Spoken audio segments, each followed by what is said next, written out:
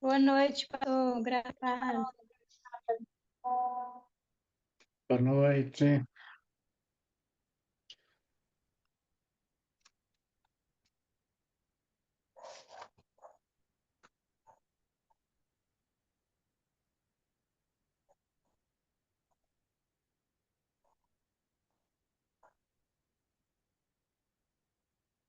Vai dar uma banho.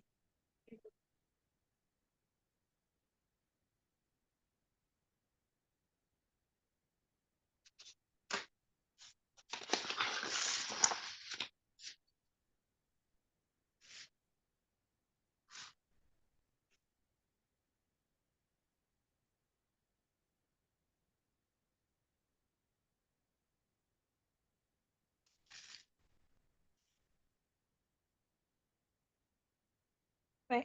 Dois.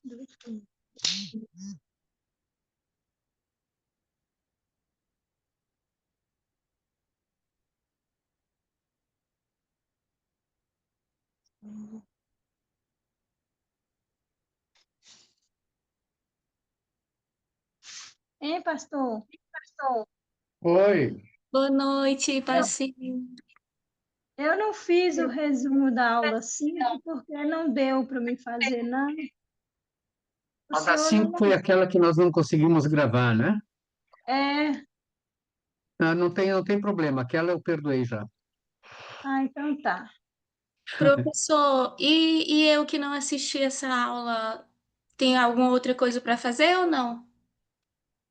Então, você tem que assistir só, pedir pro seminário a gravação e assistir a aula, e daí você faz o resumo de cada aula dada, Mas tá? essa que não ficou gravada, a aula Não, 5, essa não, daí não, né? Certo. não, tá? Eu mandei Certo, obrigada.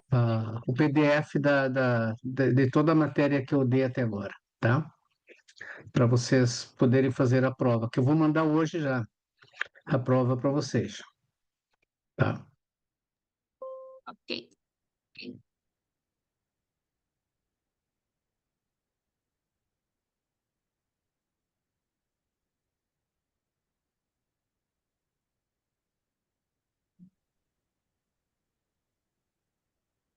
Paz do Senhor, meu irmão, boa noite. Paz, Boa boa noite. noite. Fui revelar. Ela fazia um pretinho caseiro impermeável que dura 6 meses. Um funcionário experiente me contou esse econômico truque. As pessoas fazem isso para revender e pagar suas contas. Comece limpando com um pano os pneus do carro para que saia toda a areia. Em seguida, usaremos um produto chamado diluente de PU. É um produto simples e barato que você encontra em qualquer casa de material de construção.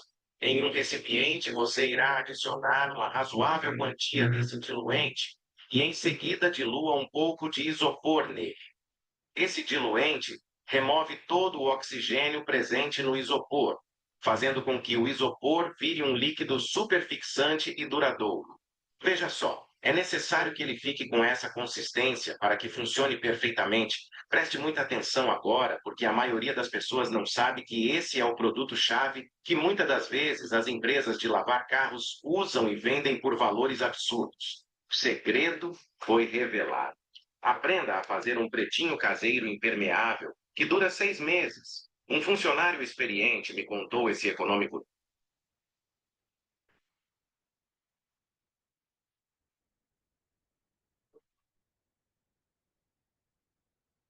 A paz do Senhor a todos.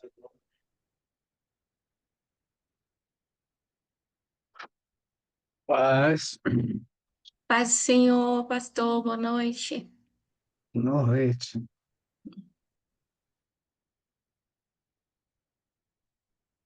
O pessoal está demorando hoje para entrar aqui.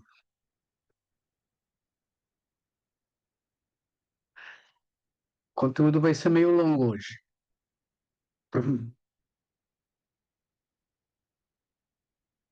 Eu vou dar 2 minutos, daí a gente começa, tá bom? Com qualquer número de alunos. Ok.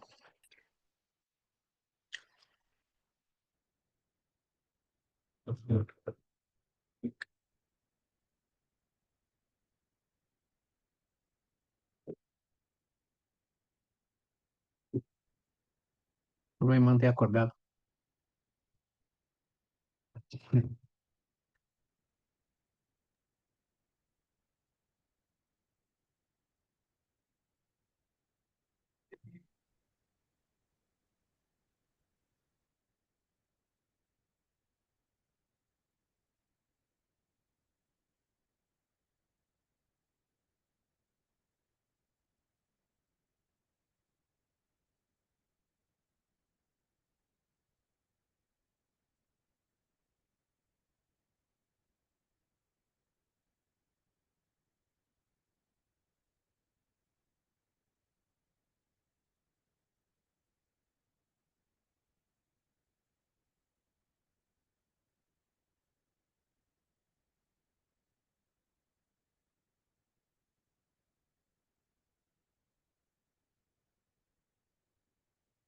Boa noite, graça e paz. Graça e paz.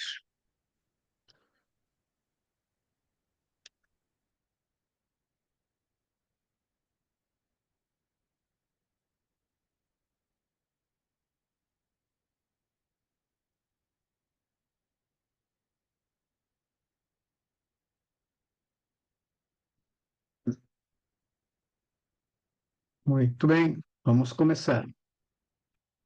Vamos começar nossa aula. Bem-vindos todos os que chegaram. E da classe pode orar conosco? Sim, professor. Soberano Deus, eterno Pai, nós te louvamos nessa noite, Pai. Queremos te adorar nesse momento, Senhor, e te agradecer por mais esse dia, que o Senhor tem nos sustentado em paz, com saúde, com segurança. Nós queremos, a Deus, Deus amado, apresentar essa aula, Senhor, diante do Senhor, que o Senhor possa abençoar o nosso professor, os alunos, que os demais possam chegar, meu Deus, para estar assistindo.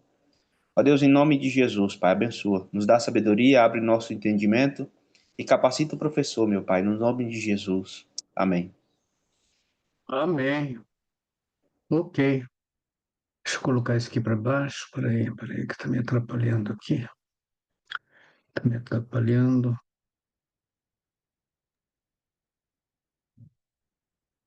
Outro dia, eu dei uma tarefa que alguns completaram, outros não.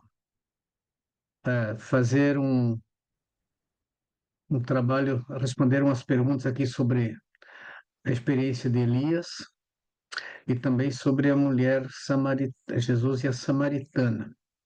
Então, vocês têm que me mandar ainda esse trabalho aqui. Depois, se der, eu falo um pouco sobre a mulher samaritana para ajudar vocês, mas terão que me mandar. Hoje nós vamos falar sobre aconselhamento de casais. Essa é a nossa aula de hoje. Uma das tarefas mais extenuantes do aconselhamento pastoral está relacionada aos casais. O que a gente vê na atualidade são muitos problemas entre crentes, coisas que a gente não imaginaria que crentes pudessem ter problema de divórcio, de separação, e está acontecendo muito, se multiplicando muito, né, por dificuldades de relacionamento. São as chamadas incompatibilidade de gênios, falta de diálogo também, falta de compromisso, questões de liderança no lar, tem sido um grande desafio nesse último tempo. Então, o nosso trabalho pastoral, como eu já tenho dito em outras aulas, ele se multiplica, as pessoas esperam que a gente tenha uma influência também nesse sentido de poder ajudar os casais. E muitos pastores estão criando alternativas, né? Porque nós não temos tempo na prática, assim, de estar tratando de todos os casais da igreja, porque são muitos os problemas. Nós podemos, então, orar e tudo, mas muitos pastores estão criando alternativas que ajudam os casais, que são os encontros de casais, que tem sido uma grande bênção, né? Os encontros semanais de casais, no que se discute os vários temas do relacionamento conjugal. são coisas importantes para aproximar as pessoas. Mas nós vamos ver de qualquer forma, porque pode acontecer de nós precisarmos trabalhar no aconselhamento e não apenas no cuidado pastoral, né? Então, no cuidado pastoral a gente se preocupa, cria algumas alternativas e tudo, mas tem também os momentos de aconselhamento do casal, né? A arte de conviver com pessoas é sempre um grande desafio. Então, um casal são seres diferentes que são chamados para se tornarem uma só carne. E como isso pode tornar-se uma realidade por longos anos, né? Então, essa é a grande barreira, né? Com tantas diferenças que existem entre um homem e uma mulher, diferenças de não apenas físicas, mas diferenças de estrutura emocional e tudo, são muitas coisas que precisam ser trabalhadas para que o casal possa desfrutar uma vida adequada diante de Deus. Então, muitas vezes um pastor vai estar envolvido nessa grande tarefa, né, de ajudar os casais a conviverem harmoniosamente. Viver juntos sempre será um desafio e também uma grande aventura, tá? Quando o indivíduo casa, ele não sabe dos espinhos, das surpresas do caminho, mas existe na Bíblia orientação segura, né, para enfrentar e vencer as agruras da vida. Nenhum de nós, tanto homem como mulher, quando entra num casamento, imagina que vai dar problema, né?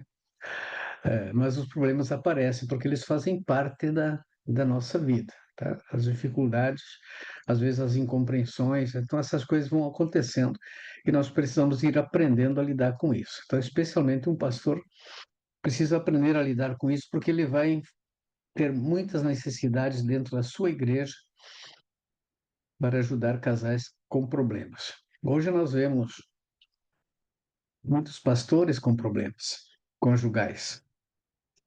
Então, isso também afeta muito a vida da igreja. Então, por isso, também mais e mais pessoas na igreja estando preparadas para isso é bastante importante, que vai ajudar bastante.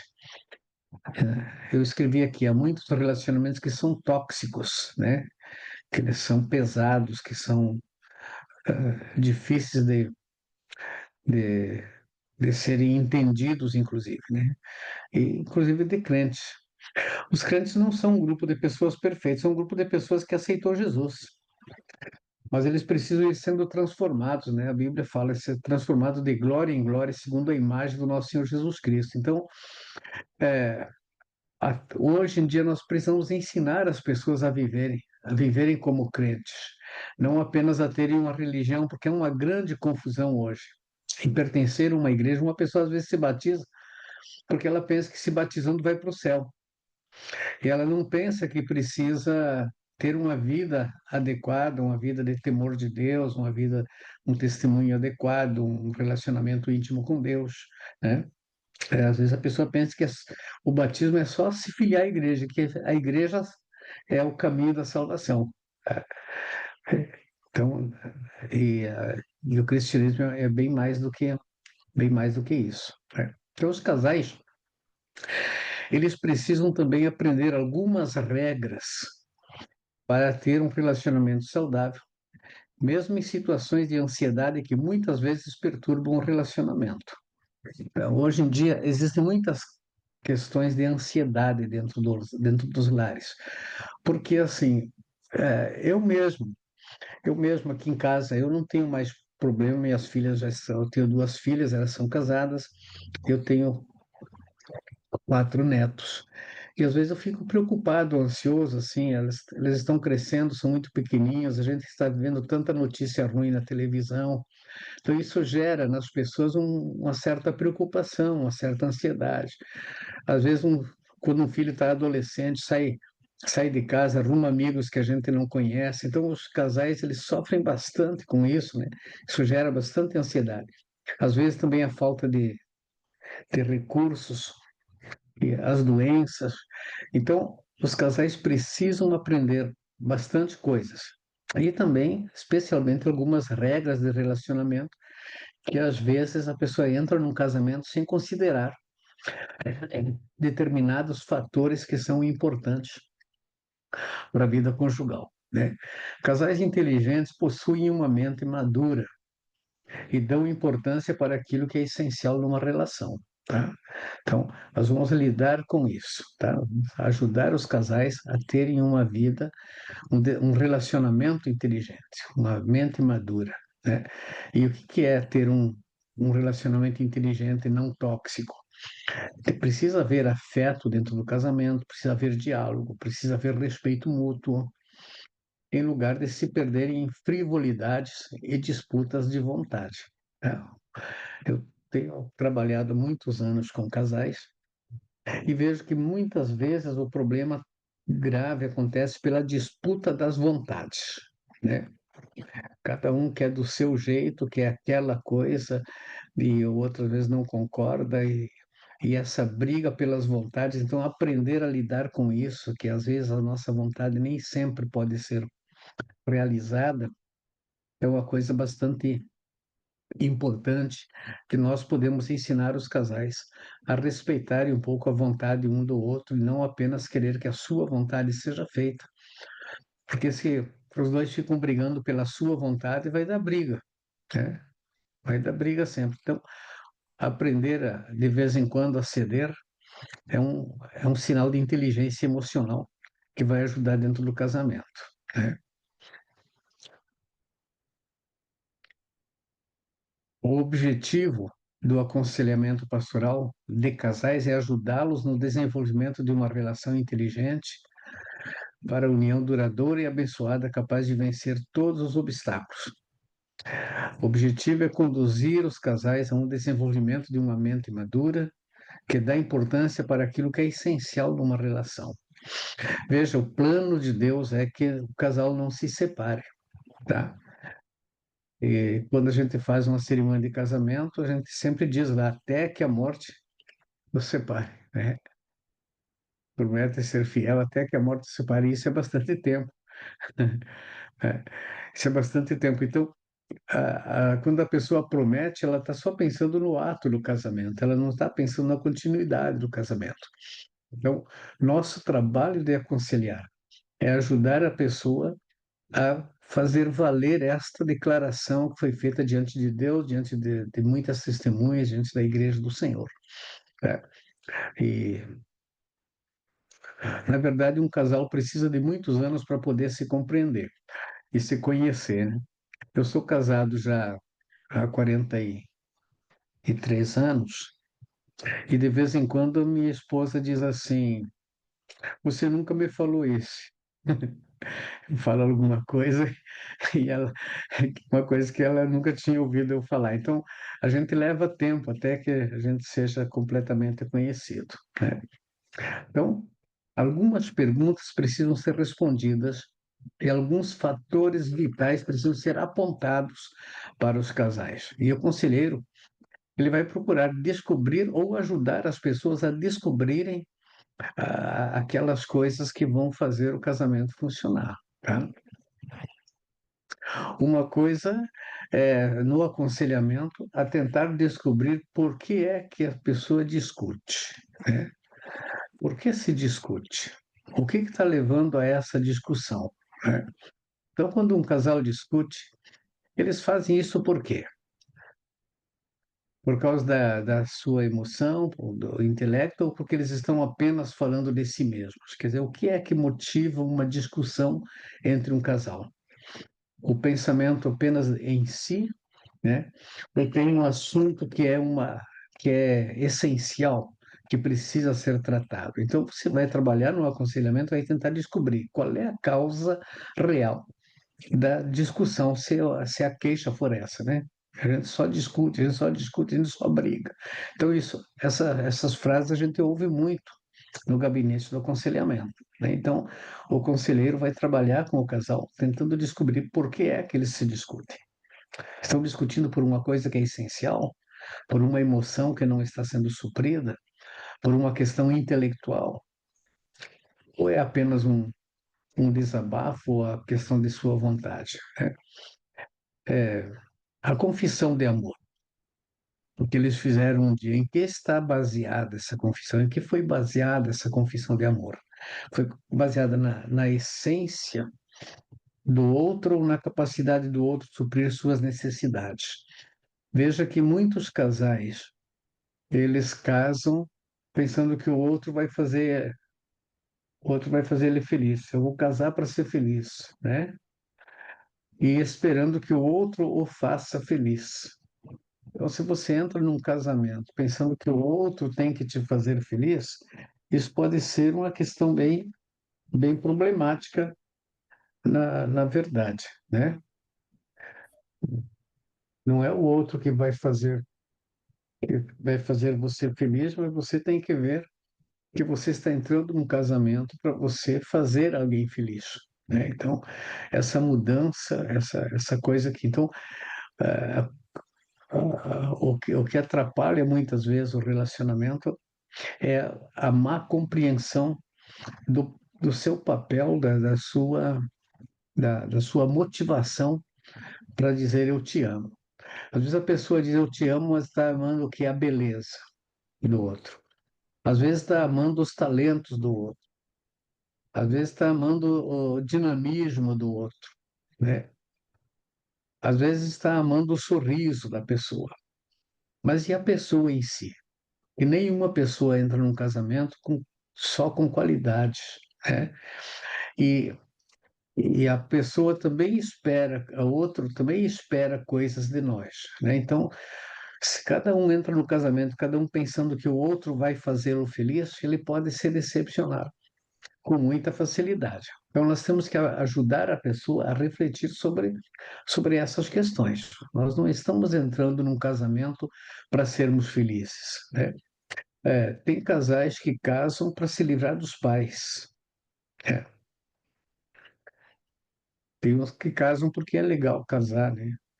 Alguns casam por finanças também, né? Então, veja, a motivação do casamento é uma coisa problemática, né? Então, o que pode gerar, depois de um certo tempo, uma grande discussão, uma grande briga, porque não está havendo a compreensão clara, né? Uma outra coisa que às vezes acontece no casamento, um dos cônjuges diz assim: como é que você pode fazer uma coisa dessas, né? É uma perguntinha que ocorre muito na relação que causa estresse, tá? Então, há uma compreensão que é necessária. Não há pessoa ou casal perfeito. Todos estamos sujeitos a acidentes de percurso. Às vezes, se supervaloriza um pequeno problema, você considera que o outro deve ser perfeito.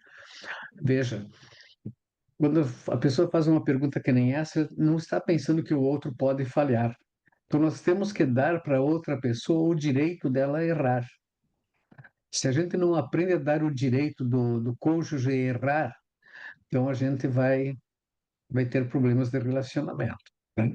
Ou às vezes problema pequeno, a gente faz né, aquilo que o pessoal chama de tempestade em copo d'água, né? Supervaloriza um problema e às vezes o problema não é tão grande assim. E eu tenho visto muitos casais mesmo que estão a ponto de se separar e quando a gente vai verificar a causa da confusão, é algo tão simples e fácil de ser resolvido, né? E que se eles aceitam uma interferência, uma intervenção, eles resolvem aquilo com facilidade, tá? Às vezes alguém de fora, eles precisam que alguém de fora dê uma dica, né? Então, dentro do casamento, ninguém pode se colocar numa posição de Deus intocável. Ninguém pode pensar assim, eu sou assim mesmo, sou muito sincero, eu sou honesto, eu sou isso, eu sou aquilo. Todo mundo fale, né? Ninguém é dono da verdade 100%. Eu tenho que cuidar isso. Então, ajudar a pessoa a enxergar esses detalhes, tá? Você está trabalhando está aconselhando uma pessoa, vai ajudar a pessoa a compreender isso. As decepções e frustrações e críticas inapropriadas sempre surgirão em todas as relações. E é preciso reciclar atitudes, reciclar palavras pois sem isso não há como sobreviver. Tá? Então, essa consciência nós precisamos ter para poder ajudar os outros, tá?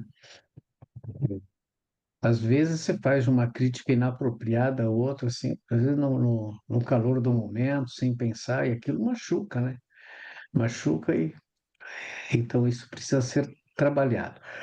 Por isso que o apóstolo Paulo ele diz assim: não se ponha o sol sobre a vossa ira, né? Então, ajudar os casais a tratarem os pequenos conflitos, conflitos diários, para não ir acumulando.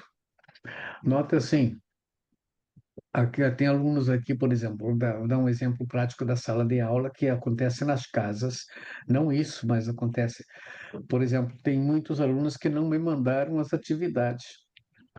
Agora deixou uma, duas, três, quatro, cinco, agora tem que fazer tudo de repente. É muito mais difícil quando você acumula, né? É muito mais fácil. Aqueles que fizeram na hora, se resolveram, estão tranquilos, com a vida leve. Então, às vezes, dentro do casamento, acontece também uma coisa assim: a pessoa vai deixando para depois, não trata logo, deixa, e aquela amargura vai aumentando, porque daí no dia seguinte acontece outra causa de amargura, daí você nunca me entende, você nunca me compreende. Então, isso acontece muito e nós precisamos aprender a ajudar as pessoas a aprenderem a lidar com isso. Tá? Uma outra questão nas relações que surge dentro do aconselhamento do casal, quando um pastor está aconselhando, é que às vezes a pessoa chega e pergunta para a gente muito claro: o que eu vou fazer para que ele mude? Eu faço de tudo, mas ele não muda ou ela não muda, né? Você sacrifica tanto fazer tudo, assim, o que que eu vou fazer, pastor? Me dá um conselho aqui, o que eu posso fazer para que minha esposa mude? O que eu posso fazer para que meu marido mude? Então, isso é muito comum, essa pergunta, a perguntinha é muito simples, mas ela acontece com muita frequência nas relações conjugais, né? É muito frequente mesmo, tá? Então, é preciso saber que ninguém muda ninguém, tá? Essa consciência, você não vai conseguir mudar alguém. É a pessoa que muda, não é você que muda outro. Né? Não é suas opiniões, seu esforço.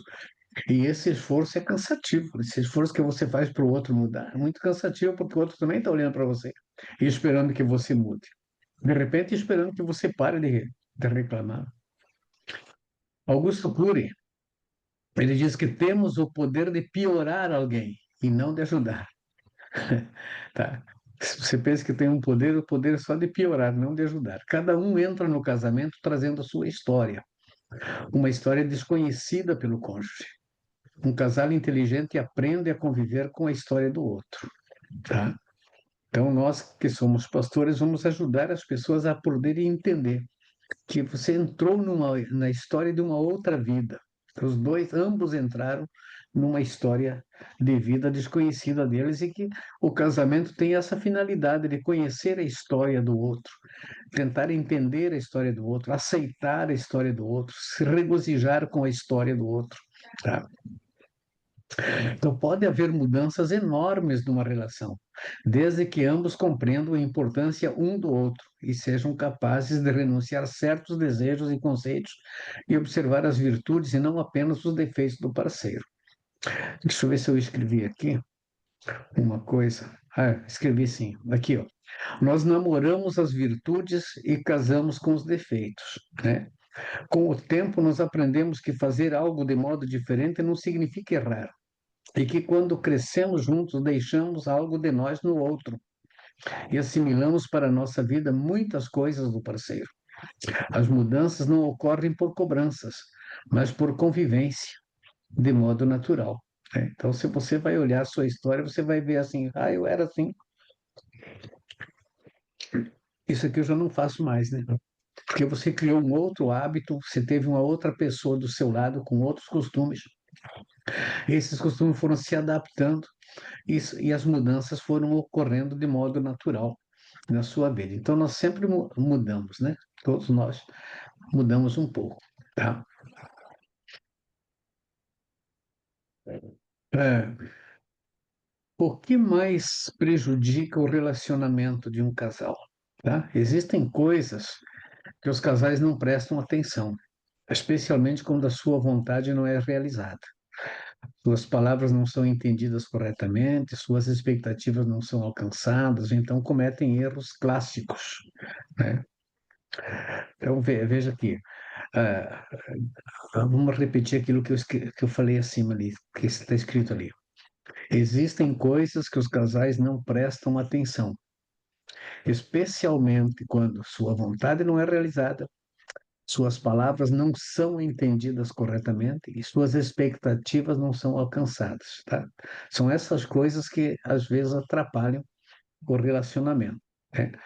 Você gostaria que uma coisa fosse feita daquele jeito e ela é feita, mas de um outro jeito. Você não gosta. Você fala uma coisa, a pessoa entende outra, ou não escuta direito aquilo que você está dizendo. Isso é chato também, né? Você gostaria que alguma coisa acontece e ela não acontece. Eu fui lidar com um casal não, com um senhor que estava separando da esposa. Ele reclamou assim: a minha mulher nunca me surpreende. Gostei muito de entender o que ele queria dizer isso. Então ele queria que ela criasse alguma coisa nova na vida dele. Então ele esperava que ela surpreendesse ele com alguma coisa, que ela fosse criativa. E às vezes a pessoa não é casada com alguém que é criativo, que gosta de novidade. Tem pessoas que gostam das repetições, tem pessoas que gostam da tranquilidade, tem pessoas que gostam das mesmas coisas, tem pessoas que gostam de fazer muita coisa, né? Eu já ouvi frases assim: ah, cada dia vai ser diferente. Isso é totalmente impossível, né? Essa promessa não se cumpre, né? Então, daí, mas aquilo decepciona, porque a pessoa fez uma promessa que não pode cumprir. Então, cada um tem o diferente. Então, uns gostam de, de, de muito. Tem pessoas que gostam o tempo inteiro trabalhando, trabalhando, trabalhando, outras pessoas gostam de ficar sentadas, né? Então, é difícil, tá? Então, nós temos que ajudar a levar as pessoas a procurarem um entender o jeito do outro, e algumas coisas vão mudando. Elas vão mudando lentamente, podem ir mudando, com sugestões, com alegria, com cooperação, né, com diálogo, tá? Mas que coisas, que erros por causa disso, as pessoas cometem muitos erros. Eu escrevi que são erros clássicos, né? Um erro clássico nas relações conjugais, quando as coisas não acontecem do jeito que a gente está esperando, é aumentar o tom da voz. Esse aumentar o tom da voz, ele estraga tudo, né? Estraga tudo. Agora, por que as pessoas aumentam a voz, né? Esse aumentar a voz, lembra-se, quando estava namorando, eu gostava de falar baixinho e era bem entendido, né? Depois de casado, tem que falar alto. O que significa falar alto? Significa que quando você precisa levantar a voz, é que o outro, você acha, você sente que o outro está distante. Se o outro está próximo, você não precisa levantar a voz. Às vezes você está distante ou o outro está distante, então daí aumenta a voz para ser entendido. Então surgem as gritarias, né? E isso atrapalha. Então precisamos falar, aprender a se aproximar das pessoas para não precisar levantar a voz, se aproximar emocionalmente, eu digo, né? Se aproximar emocionalmente da pessoa, que daí a voz sai suave. Outra coisa que prejudica é dar sermão, né? Tá sempre pregando para o outro: assim não dá, você tem que fazer assim, você tem que fazer desse jeito, você tem que isso, você tem que aquilo, né? Fazer crítica: você nunca acerta nada, você nunca faz do jeito que eu quero. Isso não é verdade, né? Essas críticas excessivas nunca é verdade, no total, tá? Então, cuidar com os absolutos, né? Com o exagero de, que nós fazemos nos absolutos. Você nunca me entende. Muitas vezes a pessoa entende claramente, entende, compreende, faz à vontade, cede. Mas daí o outro diz assim: você nunca, porque uma vez não fez a sua vontade, você nunca me entende, você nunca me ouve, né? Então, esse exagero, essas críticas excessivas, né? As comparações, né? Chantagem e punição, acontece muito dentro dos casamentos, a punição. Ou faz uma chantagem ou faz uma punição. Se não fizer do jeito eu quero, então você não ganha isso, né? Então, isso dá bastante problema, né? Às vezes, as mulheres pensam que estão fazendo uma coisa bem interessante, elas se negam sexualmente, enquanto o homem não faz aquilo que elas querem. E isso causa um transtorno tremendo, né? É só uma burrice que é feita normalmente pensando que vai conquistar a pessoa com uma punição desse jeito. Cortar o diálogo ou fazer cobranças demasiadas também é um erro, né? Aquele, o, o tal do gelo, né? O gelo é muito problemático. Não existe coisa mais triste do que o gelo, né? Você passar para outra pessoa e não falar, não falar. Então, de vez em quando o gelo até funciona por um pouco de tempo, né? Mas se demorar muito a derreter esse gelo, né? Ele, ele acaba estragando muito da relação, tá? Então, voltando ao que Paulo disse, não se ponha o sol sobre a vossa ira. Tá?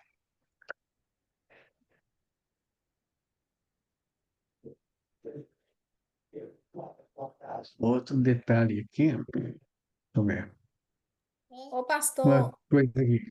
Oi, John tava pedindo pro senhor aceitar ele aí. hein? John Donato. Ué,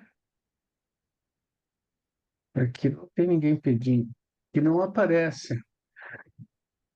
Não apareceu nenhum pedido de aceitação aqui. Deixa eu ver aqui. Deixa eu ver aqui.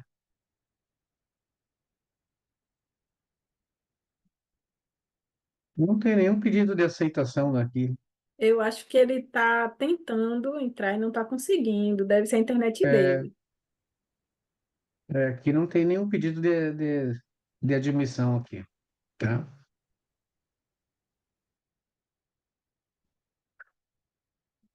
Como melhorar o relacionamento? Como ajudar o casal a melhorar seu relacionamento, tá? Eu coloquei aqui, procurando as patias, né? O que que são as patias, né? O sufixo patia é uma palavra grega que traduz a ideia de experiência, sofrimento ou doença, né? As patias são doenças, patias são problemas, são sofrimentos, tá? Que a pessoa tem, ou experiências. Então, nós precisamos desenvolver com o cônjuge duas patias importantes: a simpatia e a empatia, né? Isto é, participar das emoções do outro, compreender os sentimentos do outro e identificar seu estado emotivo com o outro, tá? Então, são as duas patias que nós devemos desenvolver, tá? As duas experiências, né? Acabar com a doença. No lugar da apatia, colocar a empatia. No lugar da apatia, colocar a simpatia, né? Simplificando. Ser simpático significa ser agradável, né? Demonstrar afeição. Gostar da pessoa como ela é. Isso é ser simpático, tá? Eu simpatizo, quer dizer, eu gostei, eu simpatizei, né? E em troca disso eu sou agradável, né? Eu gostei, então eu vou ser simpático, eu vou mostrar a minha admiração por aquilo, né? Vou demonstrar a minha afeição, vou mostrar que eu gosto daquilo que a pessoa está fazendo ou daquilo ou da forma como ela está se apresentando. Tá? Então, dentro do relacionamento, nós precisamos mostrar esta simpatia pelo outro, né? Aprender a agradecer, né? O marido aprender a agradecer a mulher que limpou a casa, passou bem a sua roupa, né? Fez um carinho, aprender a ser grato, a ser simpático, retribuir isso, né? Demonstrar então afeição e gratidão. E a empatia é saber colocar-se no lugar do outro, procurando entender. Olha assim, que às vezes o homem chega em casa, a mulher está cansada e as coisas não estão do jeito que ele esperava, aí ele não faz esforço nenhum para entender por que que aquilo aconteceu. Às vezes a mulher está chateada, não entende por que que ela está chateada, né? Às vezes o cara chega cansado em casa, se aborreceu no trabalho, a esposa não entende por que que ele está emburrado, né? Então, tentar se colocar no lugar do outro, tentar descobrir por que é que está acontecendo alguma coisa, por que é que está sério, por que é que está triste, por que é que não quer trabalhar, por que é que quer descansar, né? Ambos os sentimentos, tanto a simpatia como a empatia, eles são sentimentos que vão contribuir para a felicidade do casal, tá? Felicidade não é o outro fazer aquilo que você gosta. Felicidade é você fazer aquilo que o outro gosta. Pode fazer experiência. Se você consegue que o outro goste daquilo que você está fazendo, você vai ficar feliz. É,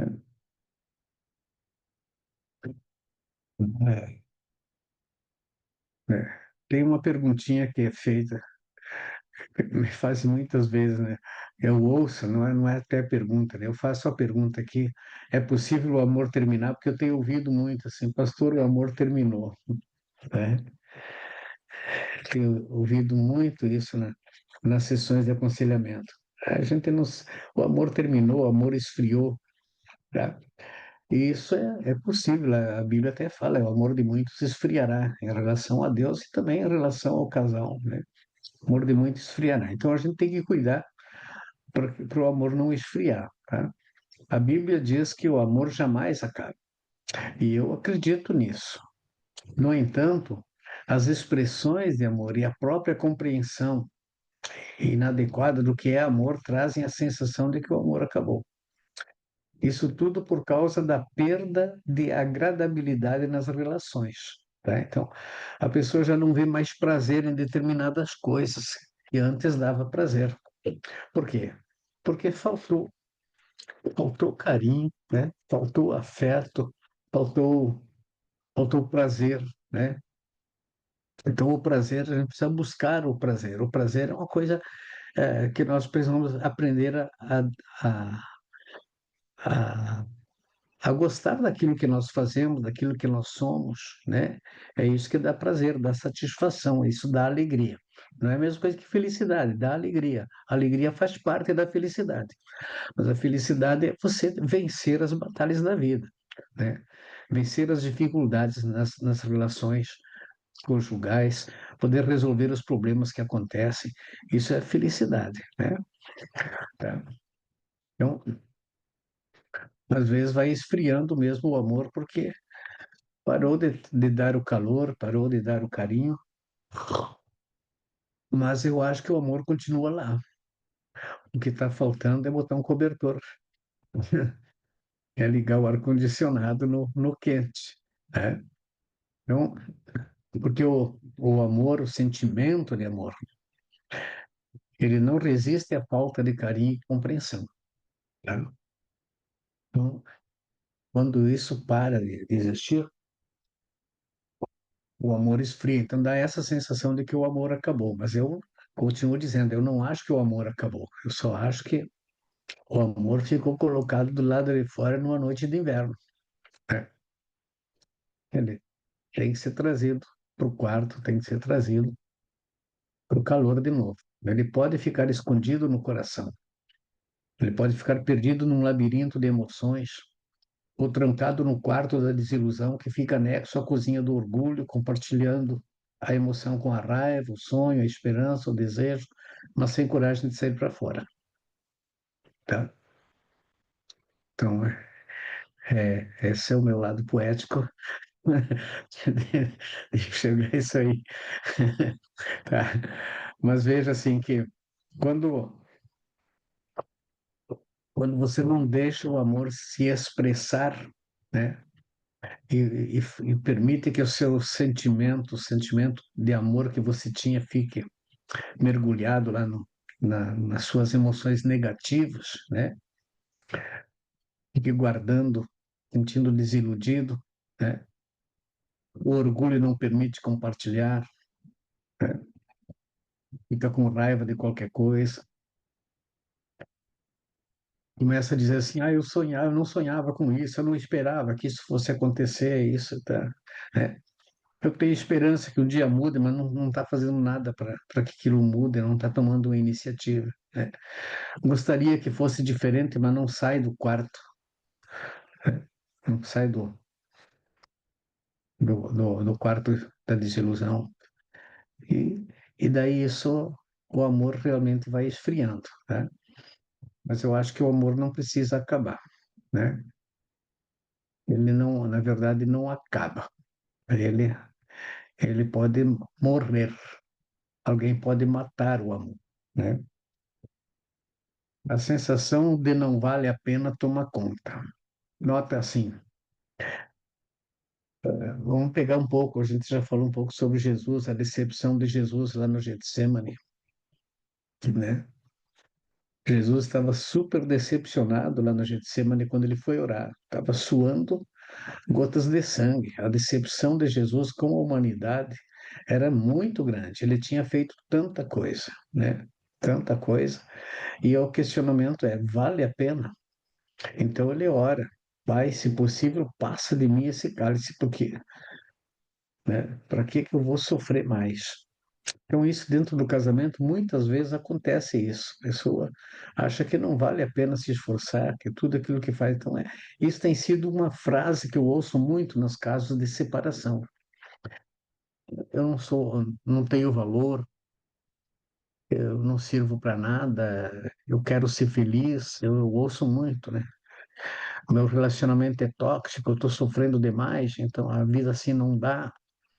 Então, essa sensação de não vale a pena, ela toma conta e leva muitas pessoas a uma desilusão. Então, a gente tem que ajudar as pessoas a fazer valer a pena, né? A retornar a ter, a retornar o sentimento de amor, de compreensão, né? O amor é um sentimento a ser aprendido, né? As pessoas precisam aprender o que que significa realmente amar, né? Então, as emoções negativas, as decepções também fazem parte do amor.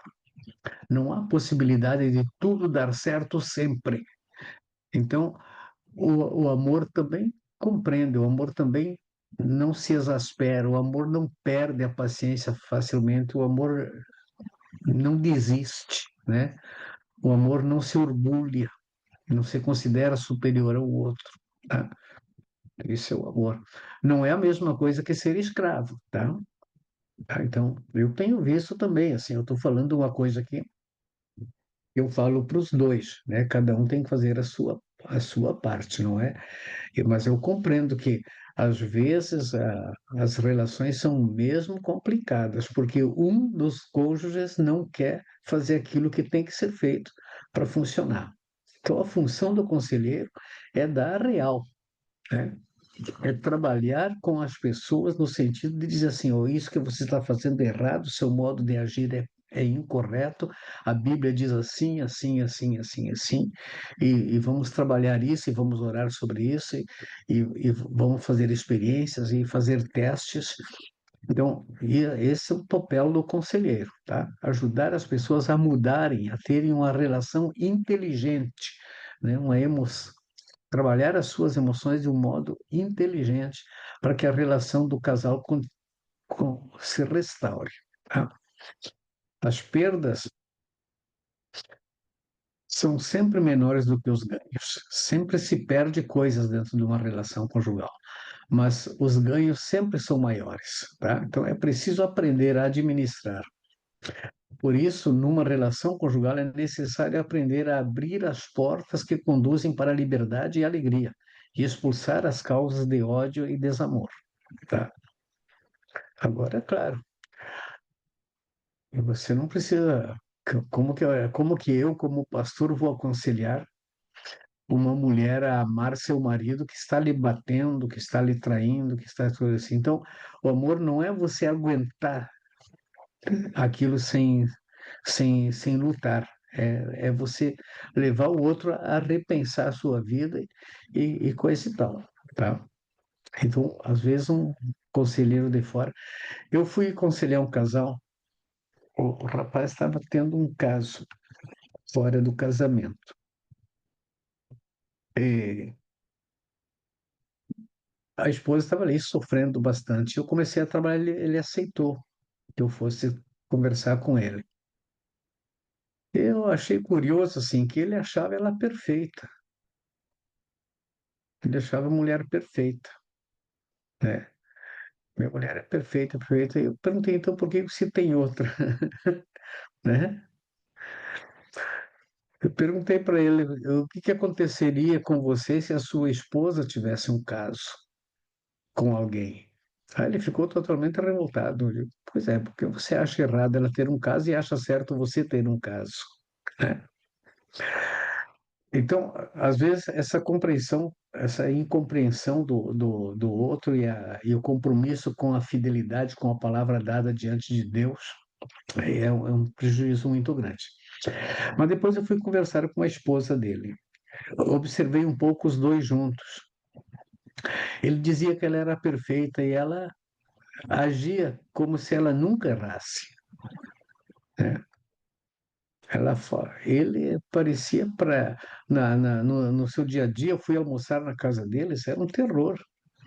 Era um terror. Eu podia entender o que que ele queria dizer. Ah, o João Donato chegou aqui. Aí eu podia entender o que que ele queria dizer quando ele dizia que ela era perfeita, né?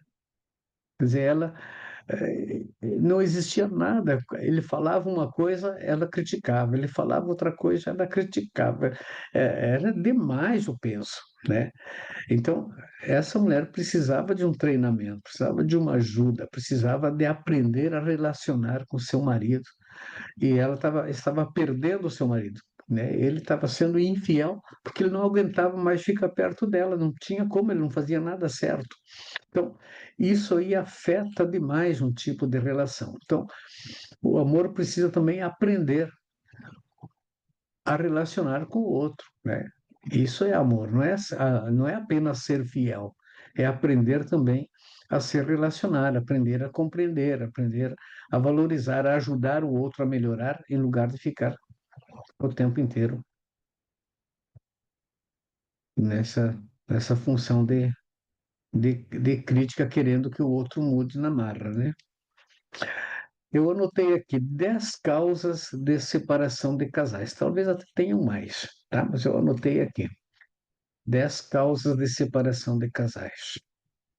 Uma causa da separação dos casais é a desilusão. É o que eu tenho ouvido muito. Eu estou desiludida. Não era aquilo que eu pensei. Ele não era aquilo que eu pensei. Por que que a pessoa se desilude? Ela se desilude porque casou com uma ilusão,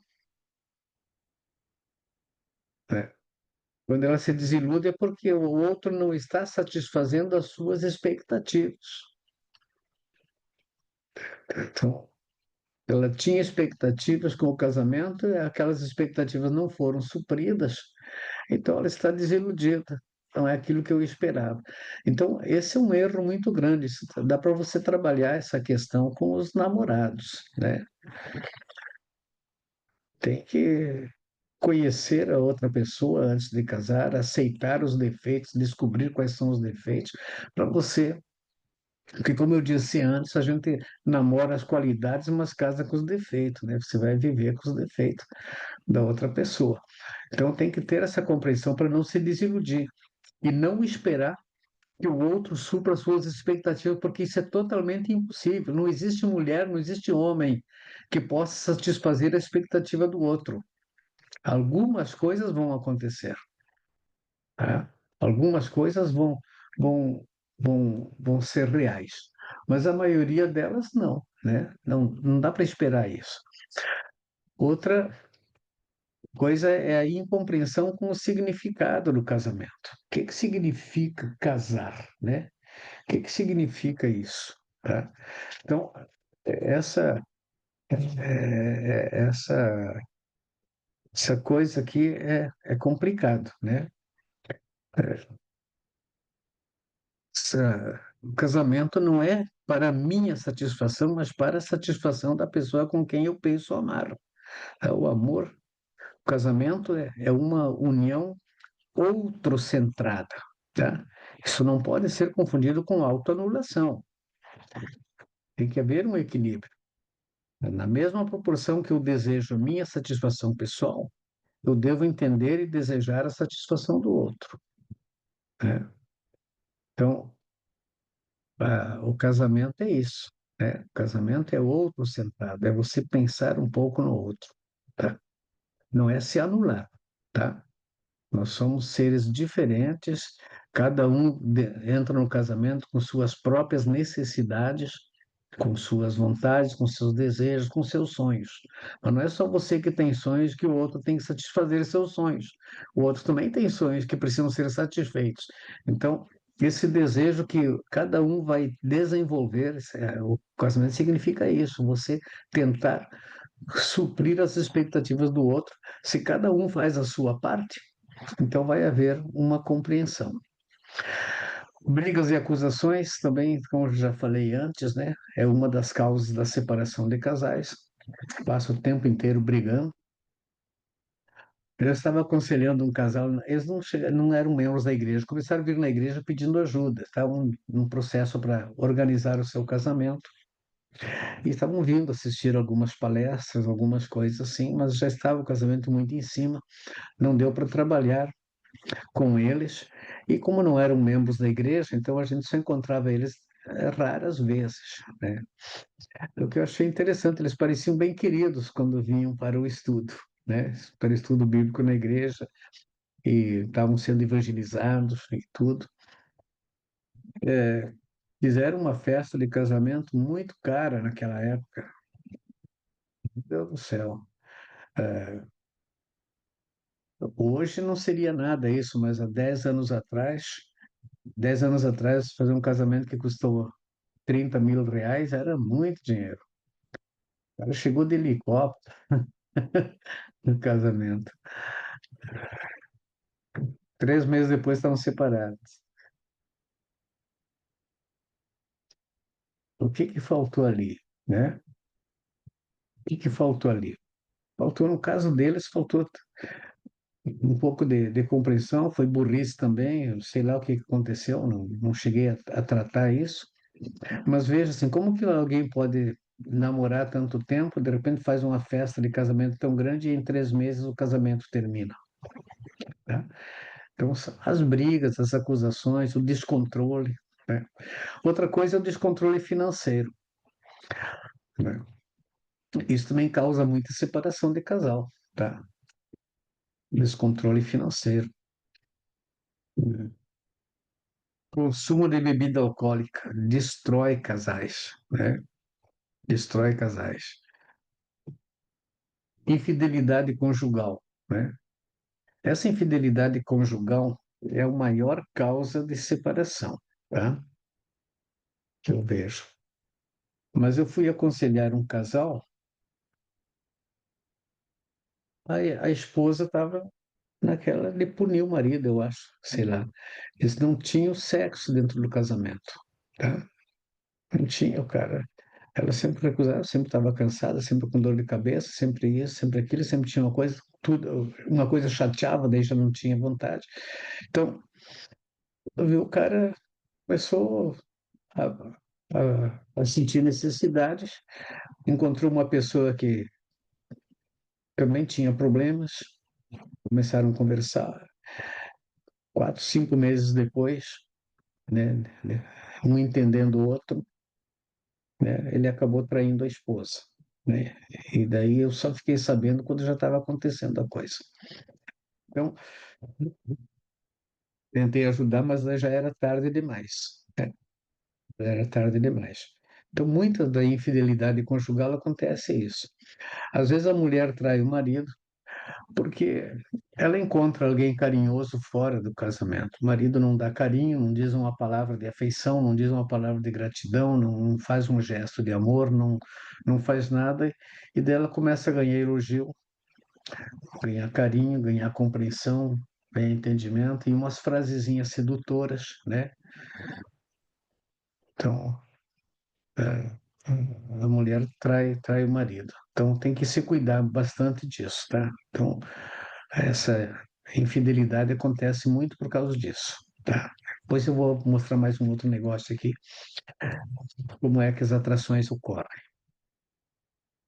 Outra causa de separação é o desleixo, o relaxamento, né? Relaxamento, às vezes da mulher, às vezes do homem, né? Esse desleixo, esse descuido é uma causa de separação. O ciúme, ixi, perto da infidelidade, o ciúme causa também isso, né? Ciúme é um sentimento que às vezes, a maioria das vezes é sem razão, né? A maioria das vezes é sem razão. Não há uma causa real para o cônjuge ter ciúme, né? Às vezes um olhar para uma outra mulher ou para um outro homem gera um sentimento de, parece é causado pela insegurança pessoal, às vezes um problema de autoimagem negativa, né? Falta de confiança. Então, o ciúme tem sido uma causa, leva a pessoa a não acreditar mais no outro, né? A falta de carinho, a falta de amabilidade, né? E a incompreensão das necessidades do outro. Então, são isso as 10 causas principais da separação de casais. Então, é bom você, como conselheiro, estar a par daquilo que pode ser uma causa de separação, né? Então, para você, quando está tratando com um casal, tem que saber que uma dessas causas, então, você tem que se preparar para atender, descobrir qual é a causa do problema que existe entre o casal, para você tratar aquilo e achar orientação bíblica, orientação psicológica também, para resolver aquele problema. E um pastor pode ajudar muito. Eu já ajudei muitos casais. Não todos, a gente não consegue ajudar todos, não podemos ficar frustrados. Eu fiquei muitas vezes frustrado, tá? Eu, eu lembro que eu tratei um casal quando eu estava numa outra cidade por um ano. O casal tinha problemas, estava para separar e tudo, e eu tratei eles. E o pai do rapaz ficou muito zangado comigo porque eu expliquei para ele, digo, tá muito ruim o relacionamento do seu filho com a esposa. E você tem que se preparar porque eles podem separar. Estamos tentando ajudar. E ele ficou bravo, né? Ficou bravo comigo, achou que eu não estava trabalhando direito, né? Se fosse o pastor anterior, ele já tinha resolvido isso. Então, ficou como uma incompetência minha, né? E, e o casal veio a se separar mesmo, né?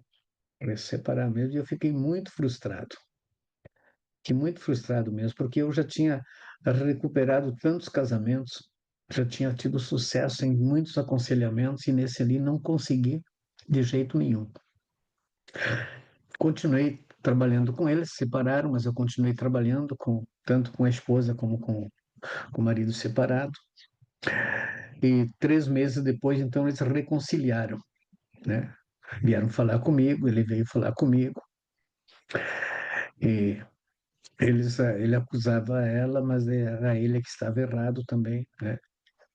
Então ele veio falar comigo, então eu disse para ele que eu fiquei alegre, que eu estava muito frustrado, muito desanimado, por, porque eles tinham se separado. Ele disse: não desanime, pastor. O jeito que tu nos tratou foi o que nos aproximou de novo, né? Então, a gente, nós não vamos ter sucesso sempre, mas às vezes, né? Às vezes temos. Então, nesse caso, ele me restaurou, né? Mas eu fiquei frustradíssimo. O que nós temos que ajudar o casal? Primeiro, que eles possam compreender o papel de cada um dentro do casamento, né? Em primeiro lugar é a missão, né? A missão de cada um. A missão do homem é liderar. Deus colocou o homem como líder. Ele se entendeu a posição como chefe, por causa do versículo que diz: o marido é o cabeça da mulher. Então, essa frase, né? Eu ouvi muito assim, especialmente aqui no Rio Grande do Sul, tinha uma frase muito comum, né? Lá em casa quem canta é o galo, né?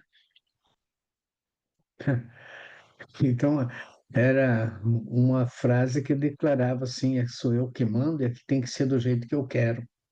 Então, isso levava muito a, a uma incompreensão do que é realmente liderar um casamento, liderar um lar, né? E dava muito problema, né? Então, alguém disse assim: ó, eu sou o cabeça do lar, né? Mas a mulher é o pescoço, né? Ela vira para o lado que quer também. Então, tem que cuidar, né? Então, a missão do homem é liderar. E a missão da mulher é auxiliar. Então, a mulher não deve querer tomar a direção do lar. Às vezes ela tem que tomar, porque o homem não faz nada. O homem não cumpre com a sua missão. O homem não toma as iniciativas que deve tomar, né? E daí a mulher acaba tomando as iniciativas. Mas a mulher tem que aprender a respeitar seu marido. Ali o texto bíblico é justamente isso. O marido deve amar a sua esposa como Cristo amou a igreja. Cristo se entregou por ela, né? Cristo fez tudo pela igreja. Então, o marido deve amar a sua esposa do mesmo jeito que Cristo amou a igreja.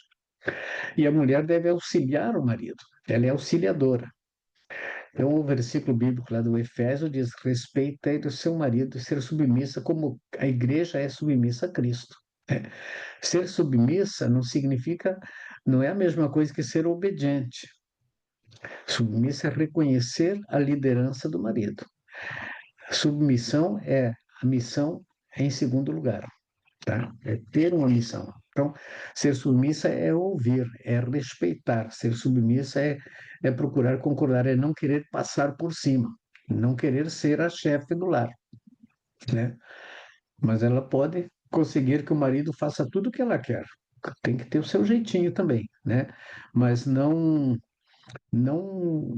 querer se impor, porque daí estraga o relacionamento. Tá? O marido tem que ter essa responsabilidade. Então, por isso, muitos homens, às vezes, abandonam sua liderança, né? Por causa dessa influência negativa ali. Tá? O que é liderar, né? Não é exigir que os outros façam as coisas, é servir de modelo, é tomar a frente, é não desistir. Né? Isso é liderar, tá? Liderar é assumir os compromissos, assumir as responsabilidades, é fazer aquilo que tem que ser feito. Tá? Então, eu acho que eu já falei numa outra aula, né? Que eu entendi que eu era o líder do lar. Então, quem ensinou minhas filhas fui eu. Minha esposa ensinava minhas filhas quando eu não estava por perto. Então, ela sempre me ajudou. Mas era eu que orava por elas, eu que contava historinhas, eu que levantava à noite, né? E tudo. A menos quando elas faziam as suas sujeiras, né? Mas era um serviço de cooperação. Mas a responsabilidade de dar educação bíblica. Então, hoje, eu ouço algumas coisas que minhas filhas dizem. Então, eu lembro daquilo que eu fiz, né? Então, aquilo que elas dizem a meu respeito para outras pessoas, né? Então, mostra que eu fiz um trabalho mais ou menos correto. Não que eu agradei sempre, não que eu sempre fiz tudo certo, mas as coisas marcantes, né? Elas gravam porque elas compreenderam que eu estava ajudando. Aqui falando sobre as necessidades, né? Compreendendo, cada um compreendendo o papel do outro. A primeira necessidade da esposa é receber carinho, afeição de seu marido. Essa é a primeira necessidade. Se a gente vai olhar pro Maslow, né? Essas necessidades na, na, na pirâmide das necessidades. Se a primeira necessidade da esposa é receber carinho, a primeira necessidade do marido é realizar-se sexualmente. Tá? O homem que não é realizado sexualmente, ele é infeliz dentro do casamento. Tá? Então a esposa tem que compreender isso. Os dois precisam de sexo, tá? Os dois. Mas para o marido isso é a realização. É o sinal da sua masculinidade. Geralmente a mulher não entende a grande necessidade sexual de seu esposo, da mesma forma que ele não compreende o quanto ela precisa de carinho e afeição.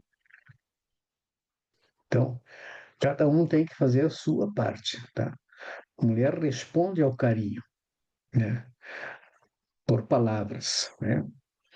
A segunda necessidade da esposa é a comunicação, é o diálogo. Então, se o homem não fala, não comunica, não faz pergunta, então, daí ela fala, né? E a segunda necessidade do marido é ter uma esposa bonita, bem arrumada. Tá? O marido, a mulher é atraída pelas palavras e o homem é atraído pela visão. Por isso que você chega numa borracharia que não tem nada a ver, tá cheio de mulher nua lá, né? Para atrair a atenção do homem, né? Aquele montão de cartaz lá de mulher com pouca roupa. Porque o homem é atraído pela visão. Então, a mídia, o marketing, ele sabe que o homem é atraído pela visão, eles investem naquilo que vai atrair a visão do homem. Então, o homem precisa ver a sua mulher bonita, bem arrumada, para não fazer comparação, tá? Se ele chega em casa, se ele vai sair com sua esposa, ela tem que ser a atração, ou ele tem que ver que todo mundo admira ela. Ele se sente orgulhoso se ela está bem bonita, bem arrumada. A terceira necessidade da esposa é ter um marido honesto, aberto, né, que pode entender as mulheres, né? A terceira necessidade do marido é obter a admiração e o respeito de sua esposa. Ele gosta que sua esposa goste dele, né? Ele precisa disso, né? Ele se sente honrado com isso. Ele se sente valorizado. E daí ele responde também com o carinho, com a honestidade. Ele responde positivo a isso. A mulher precisa estar segura da fidelidade do marido, e o marido precisa ser reconhecido por seu esforço de fazer o que faz, de ser fiel. A quarta necessidade da esposa é que seu marido seja um bom pai. A quarta necessidade do marido é ter apoio doméstico em seu lar como um refúgio de paz e de tranquilidade. Então, às vezes, ele quer ficar quieto também. A gritaria, às vezes, atrapalha. A responsabilidade da educação dos filhos é do pai.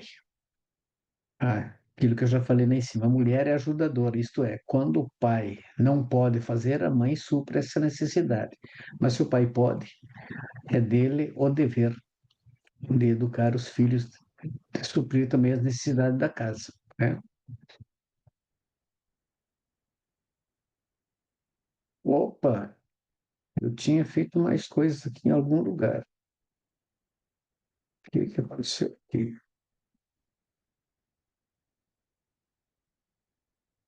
O que que aconteceu aqui? Ok.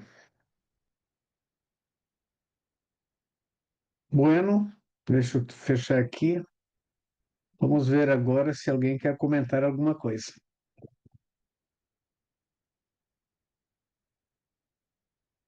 Fui falando direto porque o conteúdo era meio longo, né?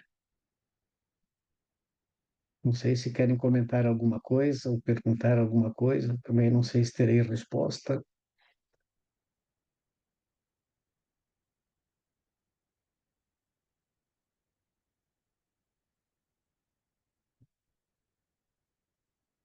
Ok. Eu mandei aí para vocês já o PowerPoint, né? O PDF das aulas dadas. Eu vou mandar daqui a pouquinho, eu vou mandar uma prova. A próxima aula não vai ter aula, tá? A próxima aula é a data máxima que vocês têm para me entregar todas as atividades, tá? Então, vocês podem gastar até a próxima aula, até o final da próxima aula, o tempo para cumprir as suas tarefas, tá? As tarefas, vocês se lembram, né? É um resumo daqueles livros indicados de pelo menos 5 páginas. Vocês têm o trabalho de fazer sobre a mulher samaritana, que está naquele PowerPoint lá, e, e sobre o Elias, quem não fez. e terão que responder então o questionário, tá? E mandar todos os resumos correspondentes às 5 aulas, tá? Nós demos 7 aulas. Uma aula, uma aula não precisa dar, que é a quinta que não deu a gravação. Então, aqueles que não assistiram a aula foram prejudicados. Então, da quinta aula não é obrigatório. Quem conseguiu anotar alguma coisa e mandar, amém. Vai ser bem avaliado, vai ser valorizado isso. Mas quem não fez, da quinta aula não tem problema.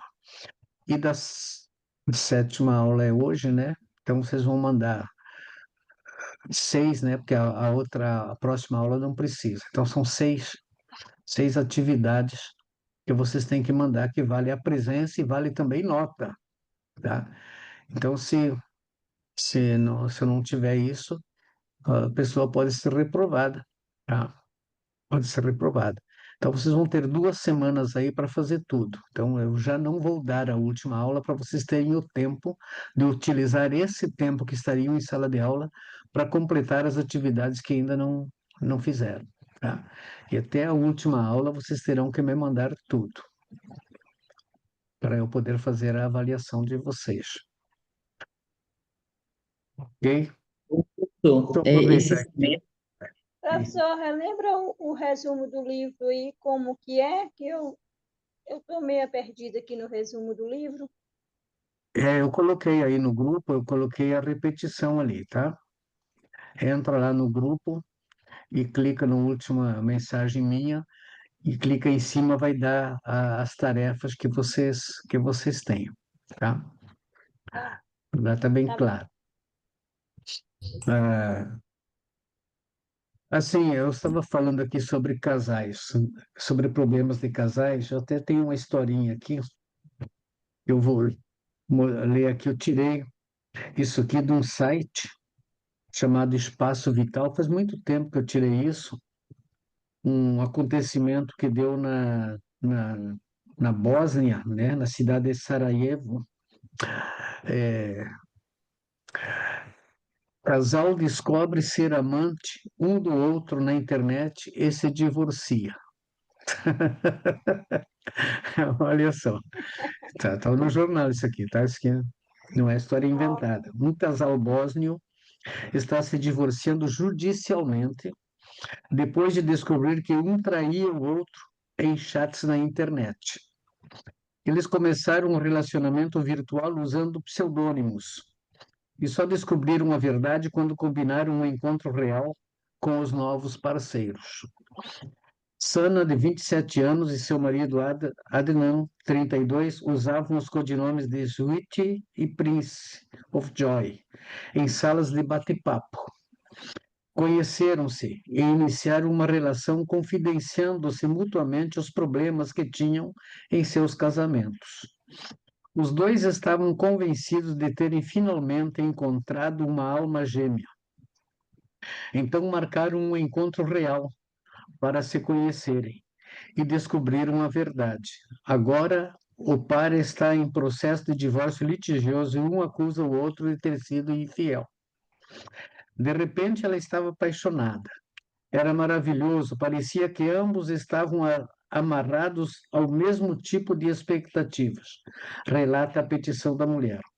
Já o homem continua sem poder acreditar no que aconteceu. É difícil pensar que Sweet, que escreveu coisas tão maravilhosas, é, na verdade, a mesma mulher que, por anos, ao longo do casamento, não foi capaz de dizer uma única palavra agradável, diz ele na sua petição.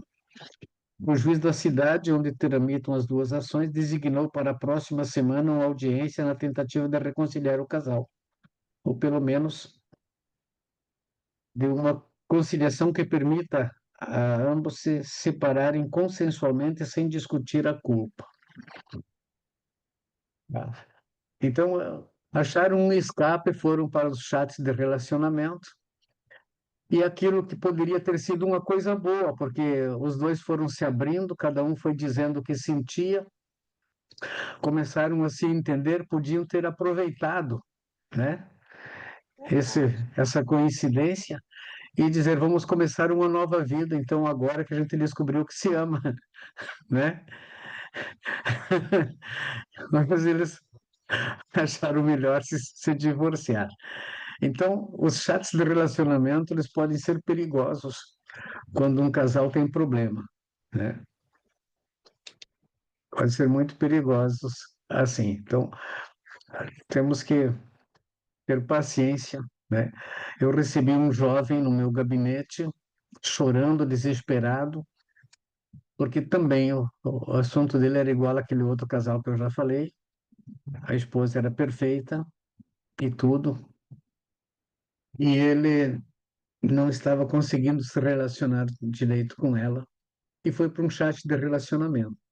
Não aconteceu nada de especial, nada, foi apenas um desabafo, um dia lá que ele precisava conversar com alguém, entrou num chat de relacionamento e a mulher flagrou ele ali, se considerou traída e mandou ele embora, né?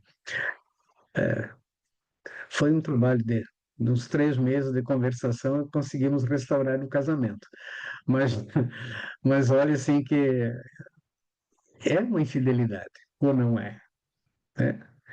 Ele foi lá, foi buscar uma ajuda. Mas nós temos que ajudar as pessoas a serem fiéis umas às outras, a se compreenderem, a conversarem, a dialogarem, a trocarem juras, a compartilharem afetos e carinhos, né? Porque senão dá zebra mesmo, tá? Então, nosso papel como pastores não é só pregar amai-vos uns aos outros, tem que ajudar as pessoas a aprenderem o que que é o amor e como é que isso funciona na prática, tá? Porque tem coisas práticas. O apóstolo João ele ensinou, né, que o amor não seja só de palavras, seja de ato e de verdade, né? Então a gente tem que aprender, né? Por isso que eu falei lá em cima, o amor é um sentimento a ser aprendido. Tem um livro que tem esse título, tá? Walter Trobis, Amor, é um livreto bem fininho. Eu acho que ainda existe nas livrarias, que ele é um livreto muito antigo, mas ele é bem legal de se ler e tudo. Ok. Alguma Hein, pergunta mais? Qual o nome, É, Sim. Amor, sentimento a ser aprendido. O autor é Walter Trobis. É um livrinho que tem umas 30 e poucas páginas, né? E tinha outro livro dele que agora nem lembro mais o título, porque eu perdi esse livro. Eu tinha ele na África. E quando eu fui para a África, eu coloquei ele na minha caixa de livros. Eu levei 300 livros para a África e os livros não chegaram. Eu perdi 300 livros, né? E tinha um livro dele, Walter Trobis.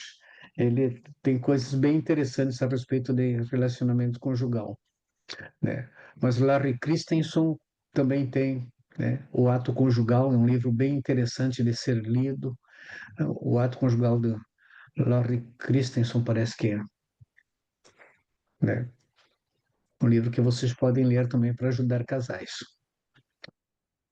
Ok? e professor, deixa eu te perguntar. Eu passo falando sobre tudo aconselhamento aí de casais. E a gente sempre, diariamente, a gente aprende aqui tudo que foi falado, mas sempre vai aparecer circunstâncias diferentes, às vezes, algumas coisas Ah, claro. diferentes, né? Sim. Só justificando, antes de falar, eu cheguei um pouco atrasado porque estou até com uniforme agora ainda do trabalho e acabei tendo que passar uma visita porque um jovem tentou se suicidar agora de noite e aí a mãe acabou desesperando, eu tive que passar lá, uma irmã do ministério, né? E o filho dela acabou tentando suicídio. E, inclusive, eu sei a causa do jovem, não sei assim, como resolver, mas estou pedindo a Deus direção. Ele sofre um tipo de ele criou na mente dele um preconceito, né, uma rejeição, e aí eu acho que precisa ser quebrada essa rejeição, né? Mas estou orando a Deus para mim poder orientá-lo da maneira correta. Ele tem diferente, sabe? Eu acho que esse problema está trazendo esse complexo de rejeição, sabe? De inferioridade. E aí, eu Sim. acho que isso levou ele a se suicidar, né? Ele tomou um vidro de remédio agora de noite, teve que fazer lavagem. E o problema dele está relacionado a um complexo de inferioridade que ele tem devido a ele ter uma deficiência em um olho. Bom, mas não era essa a questão. Às vezes a gente nos depara, por exemplo, com situações totalmente tudo que nós estudamos aqui é oposta do que nós estudamos, né? E que nós precisamos também buscar sabedoria divina para poder resolver essa situação. Esses dias mesmo eu deparei com um casal e que eles eram incrédulos, né? E a mulher aceitou Jesus, o marido não. Depois que a mulher aceitou Jesus, que ela conheceu a verdade, e aí agora ela falou assim, agora eu não quero mais marido, porque ele não está na mesma linhagem que eu. Ele não está andando no mesmo caminho que eu, agora eu não quero mais ele, entendeu? Não, assim eu não quero. Então, assim, ali eu parei, meditei, perguntei a ela, quando vocês se conheceram, os dois viviam no mesma concordância, né? Os dois não conheciam Jesus, vocês viviam conforme os padrões do mundo, né? Sem conhecer a verdade. Hoje você está no caminho do Senhor, você conhece.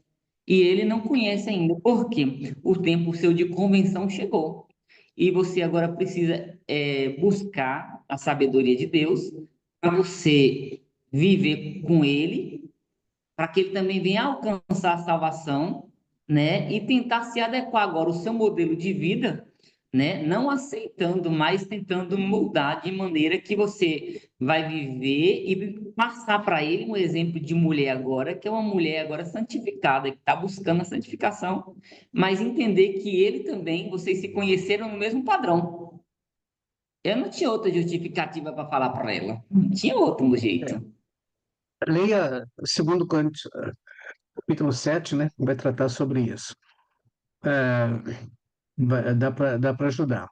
Mas é justamente isso. A Bíblia diz que a mulher crente, ela santifica o marido não crente, né?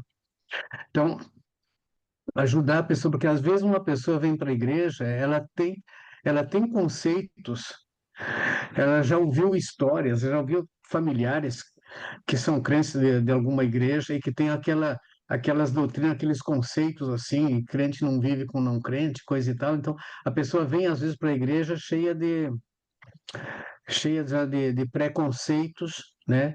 Achando que ser crente é isso. Então, ser crente é mostrar a vida cristã, tá? Ah, não é um trabalho bastante difícil. Então, o que eu ensinei para vocês no começo? Primeira coisa no aconselhamento é localizar onde que está o real problema, né? Então, no caso do menino, o problema dele é autoimagem negativa. Então, você vai trabalhar especialmente em ajudá-lo a recuperar a imagem, a ver como Deus o vê, né? A ele aprender que Deus o ama daquele jeito que ele não deve prestar atenção nas, na opinião das pessoas, na opinião da mídia, na opinião das pessoas da rua, mas procurar ver como Deus o vê, né? E mostrar o amor de Deus, ajudá-lo a ter essa perspectiva, né? No caso da mulher, ela precisa aprender que vida cristã é uma vida de transformação. Se está alguém casado, não se separe, diz a Bíblia, né? Não se separe.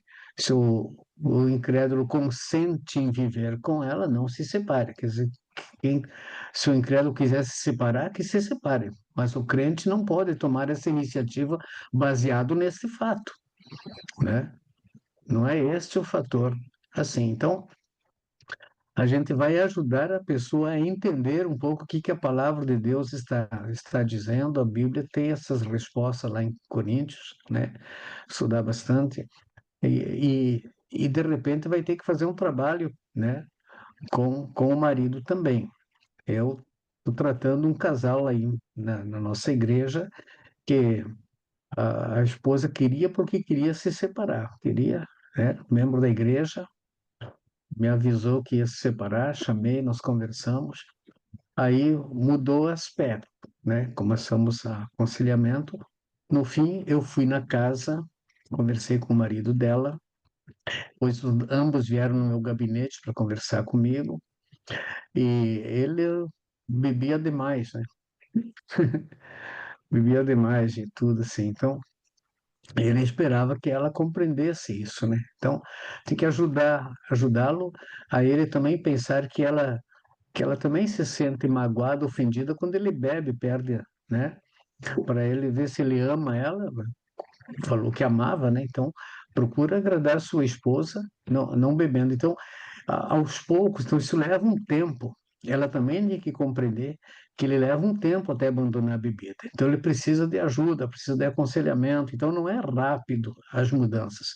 E ela não vai. O objetivo dela, só existe uma razão para um crente continuar vivo depois de ter sido salvo: é fazer um outro salvo, né?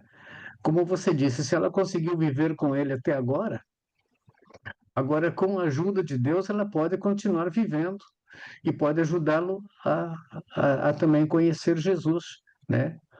Baseado com seu testemunho, com suas mudanças, né? São coisas incríveis que acontecem, a gente não sabe nunca, né? Eu conheci no Marrocos um homem que foi expulso de casa, ele é um muçulmano que se converteu, foi expulso de casa por causa da sua fé. Menos mal que não mataram ele, que a família, né? Mas a família não quer conversar, o pai não quer conversar, a mãe ainda conversa com ele, de vez em quando, né? De vez em quando. E por que que a mãe conversa com ele? Ele disse assim: a mãe conversa comigo porque viu a mudança que houve em mim, viu o amor de Deus na minha vida. Então ela tem paciência, ela não me entende, ela não compreende, não entende a minha opção, aquilo que eu fiz para Jesus, mas ela viu a mudança, ela reconhece que houve uma mudança em mim. Então, a pessoa aprender a mostrar essa mudança é muito interessante. Eu fui numa igreja, o homem não queria saber de Jesus de forma nenhuma, né? E daí eu fui conversar com ele, tá? A esposa dele não saía da igreja, né? Ô, Ela ia na pastor, escola dominical. Ela ia, desculpa sim, atrapalhar. É que o irmão Nilson caiu a internet dele. Nilson, eu já admiti. pronto, Agora que eu vi obrigada. aqui, tá? Ah, eu chego na casa do homem, conversando com ele para saber por que que ele não por que que ele recusava tanto assim, né? Se a esposa era crente, ele estava chateado com os pastores, né? E os pastores vêm aqui na minha casa, só falam com a minha mulher, não falam comigo, né? Minha mulher vai para a igreja domingo de manhã, eu tô em casa, ela chega em casa, que era longe, né? Ela chega em casa ao meio-dia, eu tô com fome, a comida vai ser às 2 da tarde, né? Aí ela termina de fazer a comida, arrumar tudo e já começa a se arrumar para voltar para a igreja. Então eu só tenho domingo para estar em casa com minha esposa, mas ela gosta mais da igreja do que de mim. E o pastor é tudo para ela, né? Eu vejo assim a falta de sabedoria dessa mulher. Então a gente vê assim que ah, às vezes a pessoa não vai para a igreja por culpa de uma interpretação errada do que significa ter fé e ser fiel a Deus, né? São determinadas coisas que precisam, o pastor também tem um jogo de cintura para poder ajudar as pessoas a compreender o que que o outro está fazendo. Eu já vi uma mulher, eh,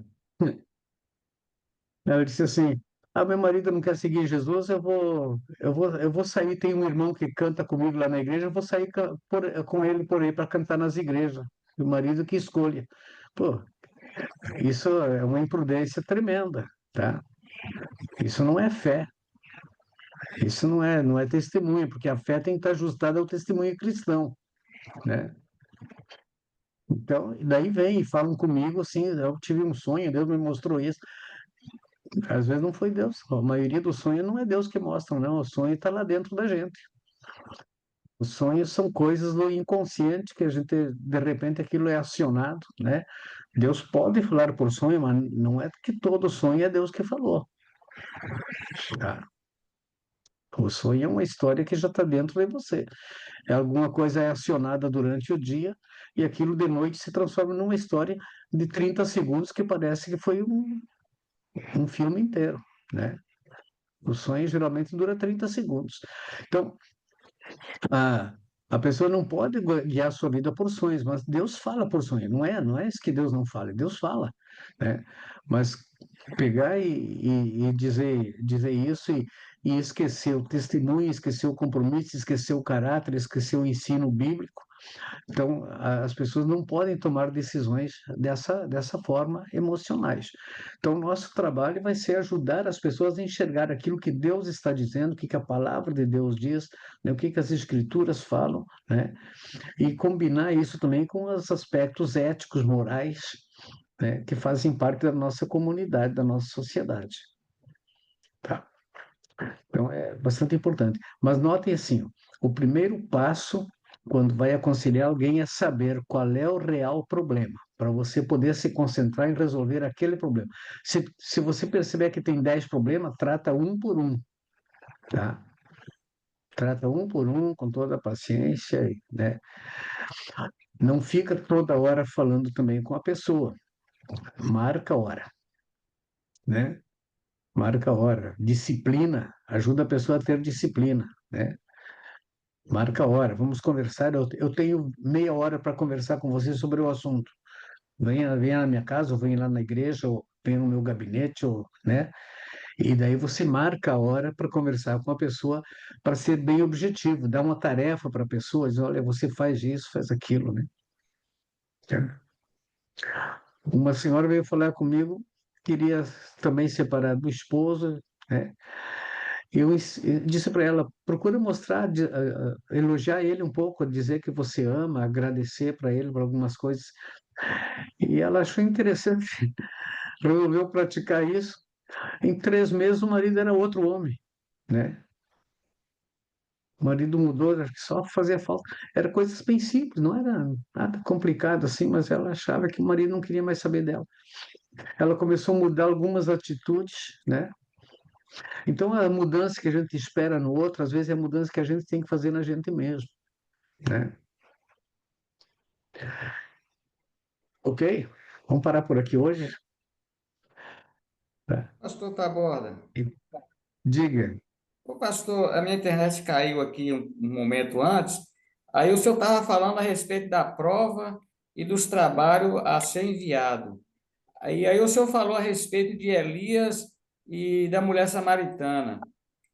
O meu trabalho do livro já está pronto, só falta eu enviar para o senhor. Agora, de Tá. Elias e a mulher samaritana, eu achei que ia ser só aquela discussão em sala de aula. Eu vou ter que Tá. redigir e mandar para o senhor? Eu só coloquei uma mensagem lá, pega e responda isso. E aqueles que não responderam, eu acabei falando na sala de aula, tá? Porque Hum. só 2 mandaram, só 2 ou 3 que mandaram, tá? Então eu vou Mas mandar. era para todos terem mandado, tá? Agora tem da mulher samaritana que ninguém mandou e eu não falei hoje, né? Então eu vou ter que mandar um resumo de Elias e da mulher samaritana. De Elias a gente conversou, a gente discutiu o assunto a respeito na sala de aula, mas eu preciso Sim, mandar não por tem problema. escrito. Pode fazer um resuminho daquilo que foi falado, não tem problema nenhum de aproveitar aquilo que nós falamos, tá? Certo. Não tem problema E a, nenhum. a Da aula. mulher samaritana até eu ia falar um pouco hoje aqui, né?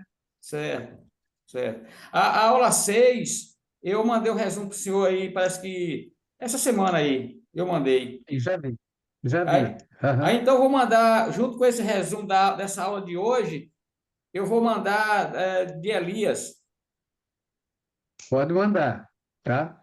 Eu já Pode mandar mandei. Fala um junto, não tem pouquinho, por problema nenhum. gentileza, aí para mim a respeito da prova, porque a minha internet caiu. Por gentileza, repete para mim. Não, a prova eu vou mandar hoje. Daqui a pouco ela já está prontinha, já vou mandar para vocês. Só não dei antes porque E, para não e, perder tempo. e para Mas responder. assim, vocês terão assim, na próxima aula é daqui 15 dias, né? Ah, Até a próxima aula, vocês têm o tempo para fazer tudo, tá? Todas as coisas. Quem já fez, aleluia, né? Quem já fez está sangue doce, só vai fazer a prova. Então, na a próxima aula, que seria a aula, eu não vou dar aula. Eu vou dar tempo, porque eu sei que tem alguns alunos que estão atrasados com suas tarefas, então eu vou dar como prazo até o fim daquela aula para entregarem todas as atividades, tá? certo. Então tá certo. Eu só estou faltando só essa de Elisa aí, que eu pensei Sim. que a discussão era só na sala de aula. Aí eu só vou mandar Não, aí por escrito o resumo. E a primeira aula eu não assisti a primeira aula, que eu comecei a partir da segunda aula. Aí nesse caso eu vou sim. mandar então o resumo da primeira aula. Manda o resuminho da primeira aula, é que está faltando aqui. Tá certo. Tá? Então, e eu vou mandar Assiste lá. o resumo do livro. Amanhã ou depois eu mando para o senhor o resumo do livro. Tranquilo. Tem 15 dias para mandar, mas manda quanto antes mandar, melhor para mim. Tá Tá? certo. E Ô, melhor para ô, vocês ô, também. Melhor para pastor, melhor para vocês também. pastor Taborda, eu mandei Oi. hoje a atividade de Elias e a da Samaritana tá junto, o senhor deu observar? Tá bom. Tá Eu junto com não a olhei ainda. Samaritana. Eu não olhei ainda. Eu não olhei ainda. Pois é, tá junto os dois. Tá bom. Daí eu vejo aqui. Daí já mandou, tá? Quem já mandou, não se preocupe. Aqui tá as perguntas da mulher samaritana, tá? Vamos analisar o caso da mulher samaritana pelo prisma das necessidades. Olha aqui, tá? Nós estamos numa aula de aconselhamento. Então tem que olhar pelo. Não é tentar fazer uma pregação sobre a mulher samaritana, tá? É tentar entender o sentimento dela, né? Por que razão? É o enfoque então psicológico, espiritual. Qual era o problema da mulher? Por que razão essa mulher ia tirar água de meio-dia quando era mais quente? Todo mundo ia bem cedinho ou de tardezinha, né? Por que razão essa mulher vai ao meio-dia buscar água, né? Se o costume das mulheres era de tarde. No diálogo de Jesus, dá uma lida nos versículos 9, 17, 18 e 28. No diálogo de Jesus, que impressão ela passa de sua vida emocional e espiritual, né? Que impressão, que sentimento que ela estava demonstrando ali naquela conversação. Tenta entender isso. Isso vai ser até bom para uma pregação que vocês vão fazer, né? Qual é a técnica que Jesus usou para trazer a realidade? Isso você pode colocar numa frase, né? Não precisa, assim... ah, mas o que é que vocês acham que provocou a mudança dela, né? A mudança na vida dela. Então, teve a frase que Jesus disse que foi mudou, né? O que que ela pensava espiritualmente? O que que ela pensava ah, sobre Jesus? Ela tinha um conhecimento de Jesus, entende? Ela tinha um conhecimento de Jesus. Ela não era uma pessoa ignorante. Ela era uma samaritana e os samaritanos tinham o templo deles lá também, que ela até queria saber qual era o melhor lugar para adorar, o lugar mais certo, né? Porque eles eram separados dos judeus, né? É, e que você acha que tinha de significado o fato dela deixar o cântaro e ir correndo para falar na cidade sobre Jesus, tá? Então, tentar olhar pelo ponto de vista de sentimento, de necessidade, de problema psicológico ou espiritual que essa mulher tinha. Não precisa fazer uma coisa muito longa, embora eu coloquei 6 perguntas, não fiquem atentos querendo responder cada pergunta. Leiam as perguntas, leiam os versículos aqui e tirem uma conclusão e façam um texto, como se estivesse fazendo uma redação, tá? Sobre um problema espiritual da mulher samaritana, tá? Não precisa ser muito longo também, tá? Mas veja que lição vocês podem tirar do aspecto de vista de necessidades dessa mulher aí, tá? Ok? Deu para entender mais ou menos? Tá? Então, não se preocupem assim em ficar respondendo as perguntas. Assim, que eu vi que aqueles que me responderam do Elias responderam aquelas perguntas. Tá, não está errado, tá? Mas não se preocupem em responder pergunta por pergunta. Assim, tenta criar uma história lógica, entendendo qual poderia ser o principal problema emocional que tinha aquela mulher samaritana. Veja, ela tinha vários problemas por ser samaritana. Olha só, por ser samaritana, ela não podia se misturar, conversar com. Ela tinha uma vida considerada imoral, né? Ela era uma mulher, não podia chegar perto, conversar com os homens em público. Então ela não era bem vista. A vida não tinha vida matrimonial, né? Tinha 5. Ela vivia com um amante, provavelmente, né? Então, como é que ela se sentia diante dessa frustração? Ela podia ser uma mulher frustrada, insatisfeita pelo fato de ter tido tantos homens. O que acontece com uma mulher que não encontra o seu amor? Entende? Então, tentem perceber assim, o que tem por trás dessa conversa toda ali. Qual era a necessidade dela, né? Ela tinha uma necessidade, tanto é que Jesus supriu essa necessidade e ela foi contar, olha, o meu problema foi resolvido, acabou aqui, tá? Ok?